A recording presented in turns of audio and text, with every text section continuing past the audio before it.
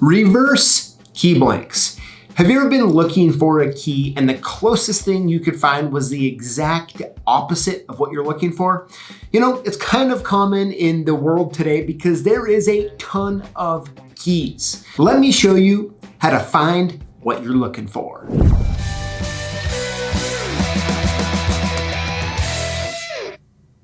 So when it comes to key blanks, especially in the aftermarket world, right? A lot of times we're given some random key that we need to find, and it's really almost like looking for a needle in a haystack.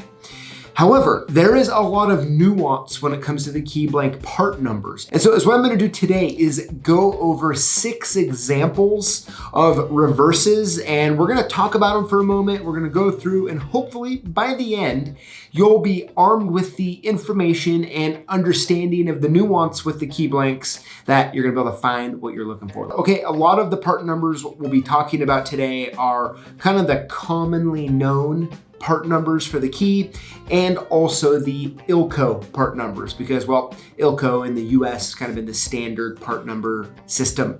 So here we go.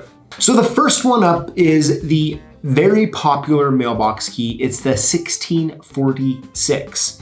Now, if you were to, and that's the ILCO part number, and if you were to look at it and see, you know what, I need the opposite of this key, well, you're in luck because all you need to order is the 1646 R, right? The R stands for reverse. So when you're trying to find a key, the first and best thing to do is find that part number and see if there is a available option that has a R at the end. All right, now the next example is fairly similar. Now this is on a Bauer key blank. It actually has 2 different sets of part numbers that are commonly known. The first is as a 1618 and a 1618R, right? R for reverse. And it's also known as the BAU1 and the BAU1R for the reverse of that key. So that's another good one, right? If you were to find, let's say the BAU1 and you were needing the opposite, and you were to like go into our site or something and type in BAU1R or look in your key blank book, it'd be sitting there right next to it, and it's easy, it's nice. Now, a lot of times for key blanks, they're not quite that easy. And let me give you a really popular one, and that's gonna be the M1, right? It's a master padlock key. Now, for us and some other places, we've been calling it the M1R key just for simplicity's sake, but it's actually more known as a M15 key, right? So if you have an M1 and you need the reverse, it's typically gonna be called the M15. Now you might be lucky and find it as the M1R as well, but once again, if we look at the root of it, you're gonna see it's the M1 ILCO part number is the 1092, and the M1R or the M15 is the 1092R. So as you can see, as we're going through here, if we take the part number maybe we know it by, which is the M1, and maybe we're not finding that M1 reverse really easily, let's figure out what that ILCO part number is, 1092. Now let's look for a R of that. Now another super popular key is a Y11. Now the reverse of a Y11 is a Y13. Now once again, so it'd be hard to guess, right? It may be nice if it was a Y11R. Well, it's not.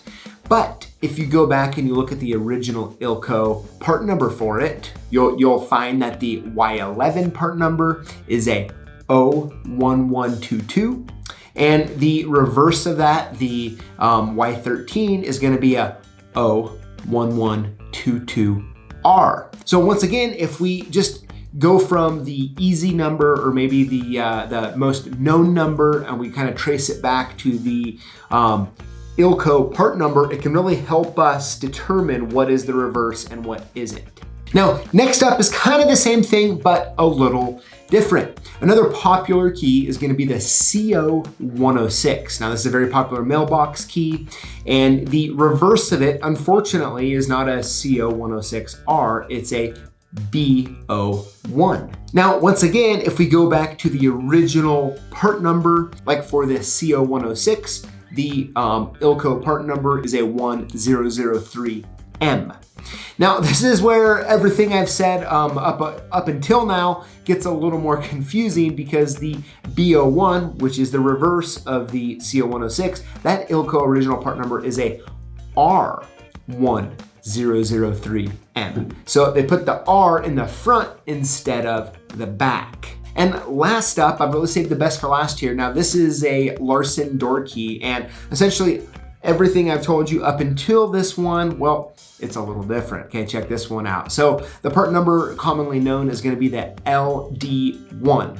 And the reverse of the LD1 is not the LD1R, only if, it is LD2. So then once again, now if we go back to the ILCO root, the main ILCO part number, we find that LD1 is actually a 1639.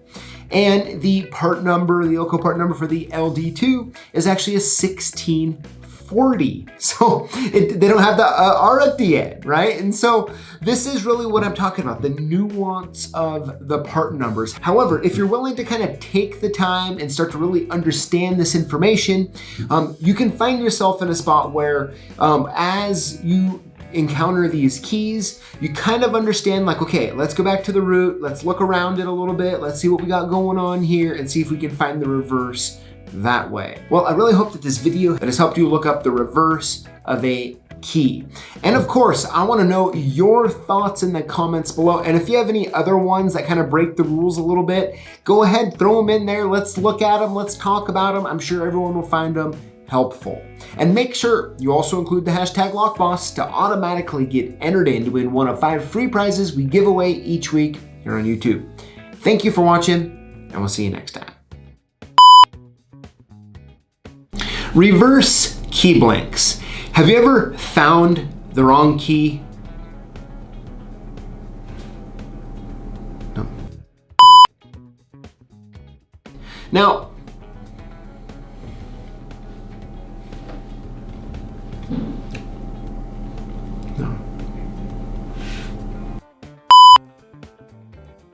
is get the 1646R. Man, what little thing, man, what? And I'm talking, I don't want it to go in my mouth, man.